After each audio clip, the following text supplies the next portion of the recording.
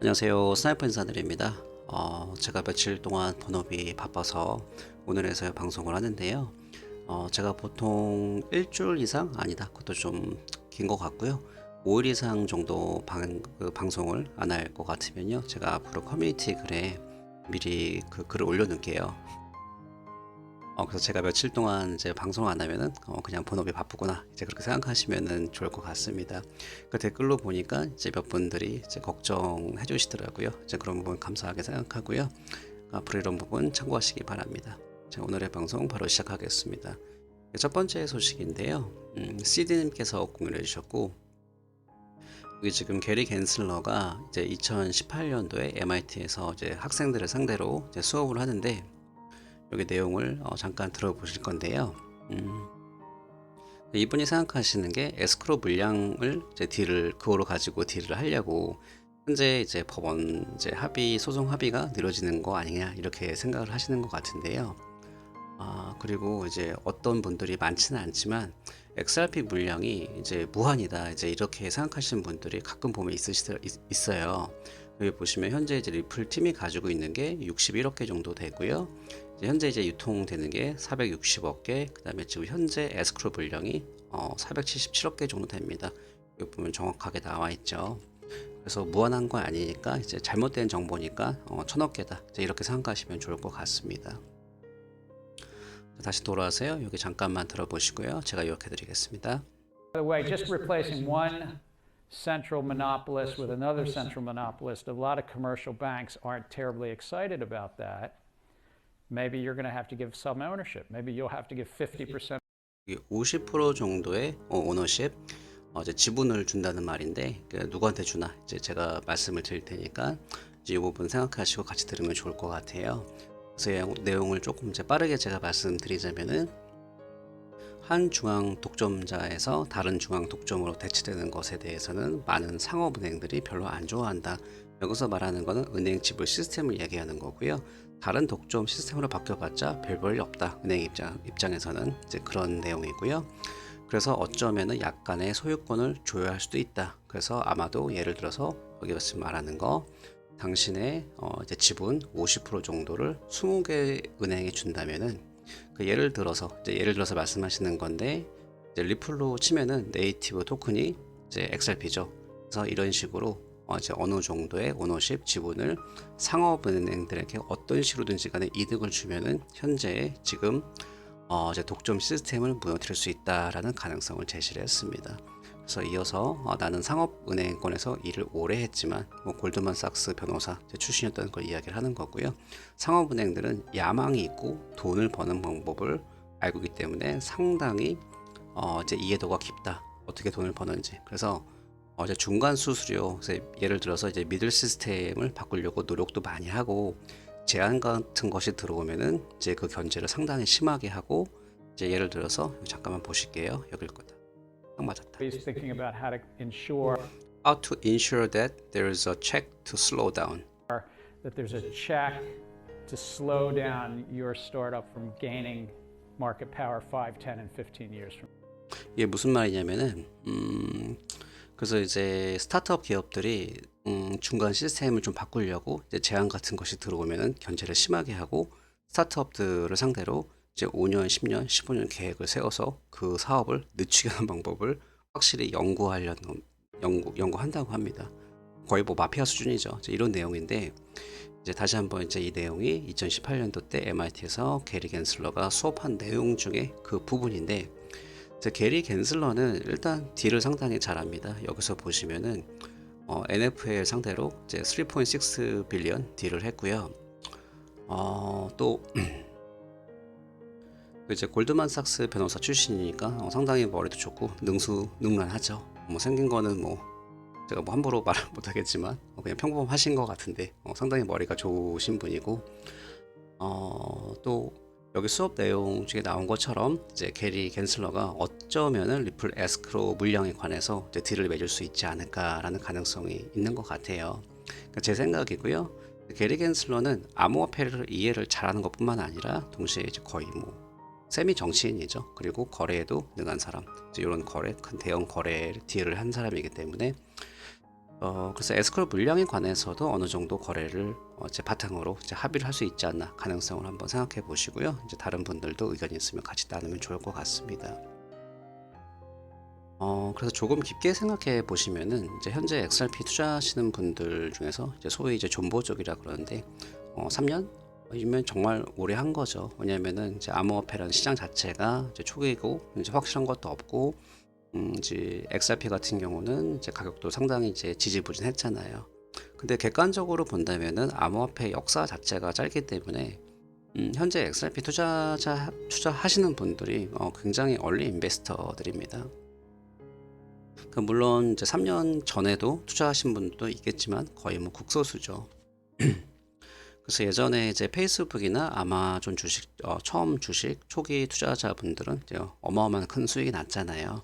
물론 주식 이야기이겠지만 암호화폐에서도 지금도 이제 비슷한 일들이 이제 일어나고 있고 이제 XRP 투자 같은 경우는 이제 실제 가격적인 측면에서도 유틸리티 가치로 가격 상승이 일어날 가능성이 있기 때문에 이제 XRP 투자자분들도 충분한 리턴이 있을 거라고 저는 생각을 하고 있습니다. 그래서 그런 생각이 들어서 제가 개인적인 생각 공유해드리고 있고요.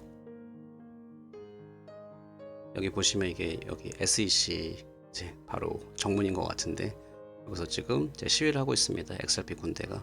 그래서 XRP 이제 크립토 암호화폐는 범죄가 아니다. 이제 위선을 멈춰라. 그다음에 제이 그레이튼 욕하고 있죠. 이렇게 이런 모습이 있고요.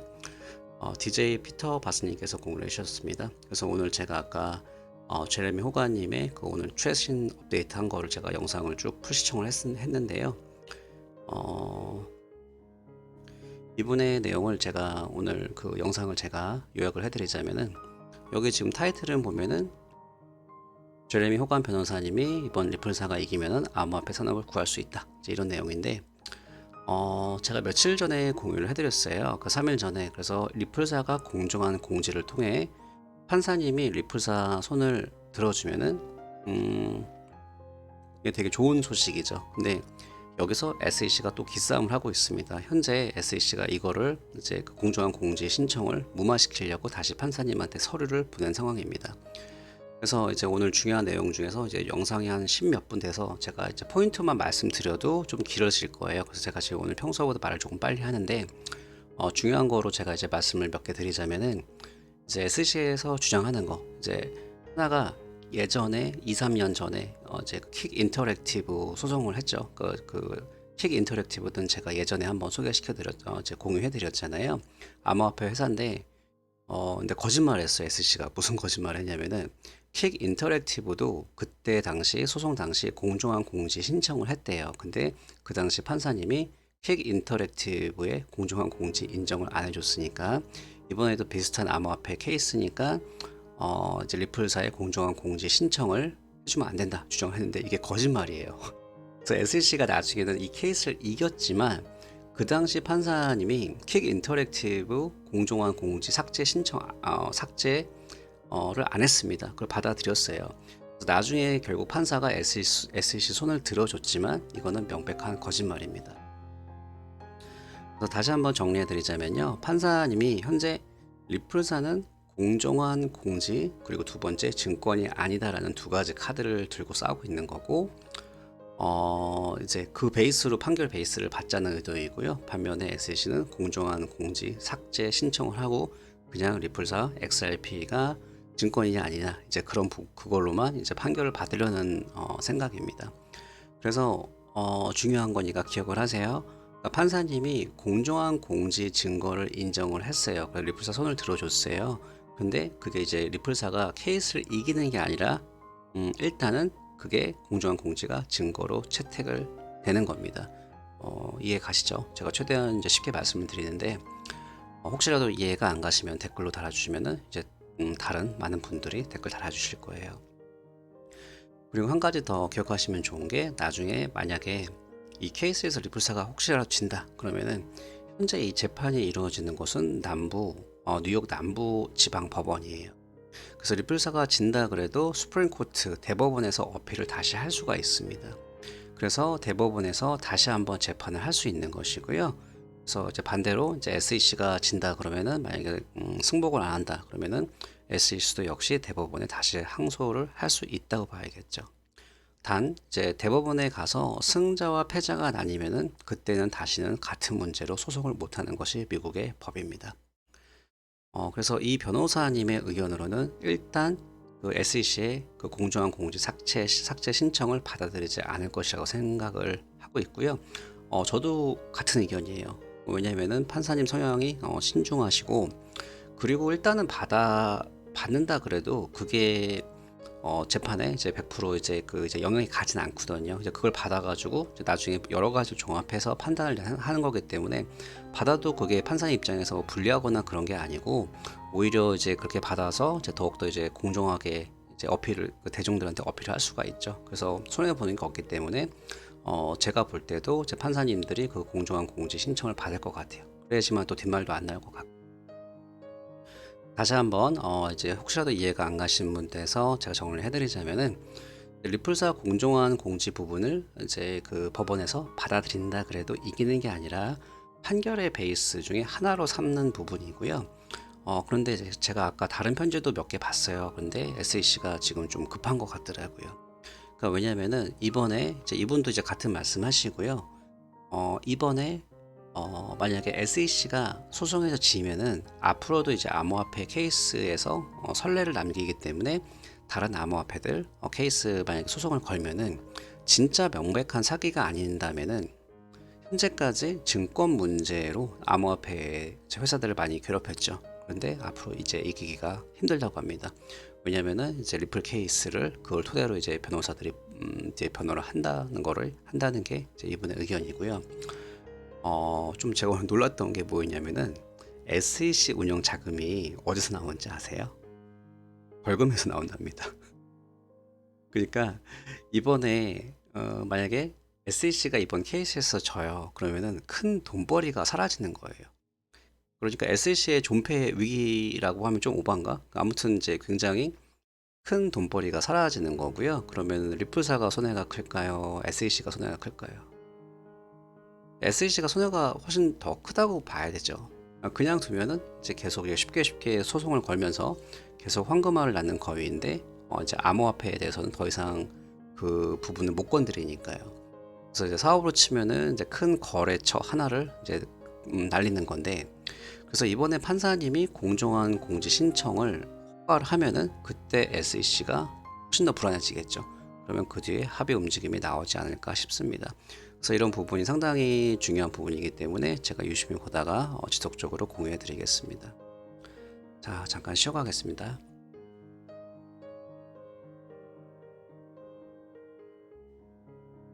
오늘은 조금 마음 편하게 녹차를 한잔 하고 있습니다. 오늘 XRP 관련 소식은 여기까지니까요. 이제 편하게 뒤에 내용 들으시거나 이제 할 일 하셔도 좋을 것 같습니다. 들으시느라고 수고 많이 하셨고요. 이제 게임스탑 다 기억 많이 하시나요? 이제 게임스탑 얼마 전에 주식으로 이제 좀 굉장히 좀 이야기가 많았죠. 그래서 이제 현재 게임스탑이 이제 NFT 플랫폼을 출시하려고 준비 중입니다. 여기가 지금 NFT GameStop.com 이제 준비하는데, 게임스탑 같은 경우는 팬 베이스가 상당하고 역사도 미국에서 굉장히 깊죠. 그래서 그런 부분도 무시 못할 것 같고요.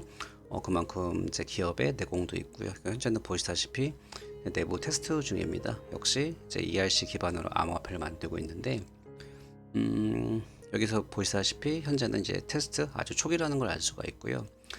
이게 어떻게 진행이 될런지 모르겠습니다. 근데 저는 개인적으로 성공을 한다면은 NFT에서 이제 암호화폐 NFT에서 상당히 큰 파장을 일으키지 않을까 그렇게 생각을 하는데, 또 모르죠. 또 전형적인 펌핑 앤 덤핑이 될런지 잘 모르겠습니다. 그래서 저도 이제 관심이 조금 가는데요.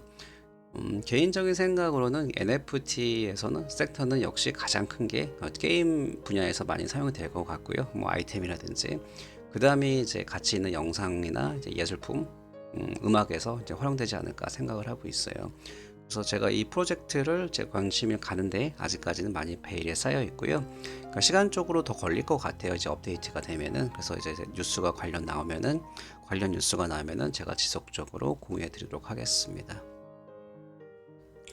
코인데스크에서 발췌를 했습니다. 그래서 이제 스텔라 재단이 라틴 아메리카 금융 서비스 개발을 위해서 여기 1,500만 달러를 하나로는 170억 정도 되는데요. 이 돈을 AirTM에 투자를 했다고 합니다. 그래서 AirTM이 뭔가 찾아봤는데요. 이게 AirTM 웹사이트고요.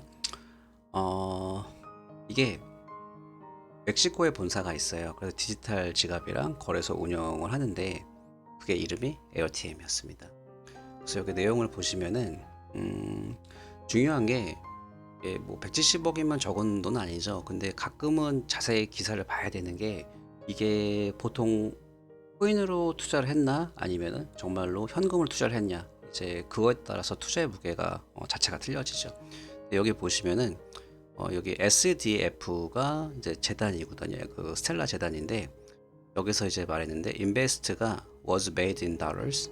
스텔라 네이티브 토큰 XLM을 투자한 게 아니라 실제로 달러를 써가지고 170억을 써가지고 투자를 했다는 거예요.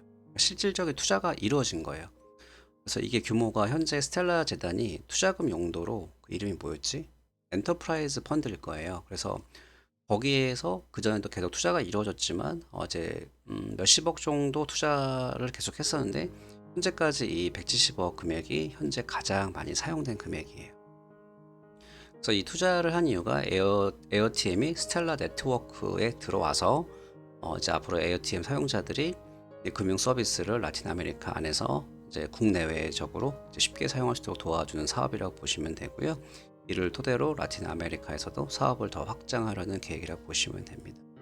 라틴 아메리카는 총 인구가 이제는 뭐 7억이 넘는다고 저는 알고 있는데 그래서 아직까지도 90% 정도가 현금을 사용한대요. 뭐 상상이 안 가죠. 뭐 한국이나 이제 다른 조금 이제 좀 기술이 발달한 나라에서는 상상하기 힘든데 그래서 여기서 스텔라가 마켓의 어느 한 부분만 잡아도요 이제 성공을 한다고 좀 보고 있습니다. 그래서 스텔라 홀더 분들에게도 좋은 소식에서 제가 공유를 해드리고 있습니다. 오늘의 방송은 여기서 마무리하고요. 다들 좋은 하루 되시기 바랍니다. 감사합니다.